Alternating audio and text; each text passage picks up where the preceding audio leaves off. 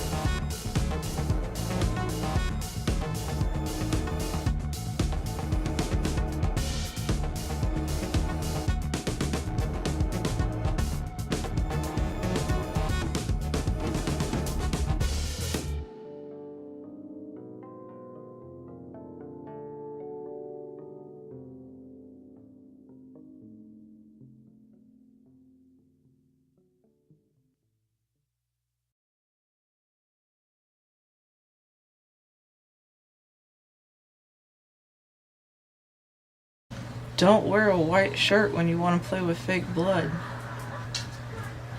Look, I'm smiling.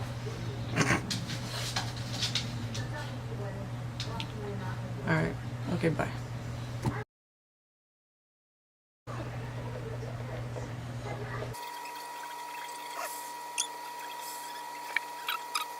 This is what they mean when they say it's a look.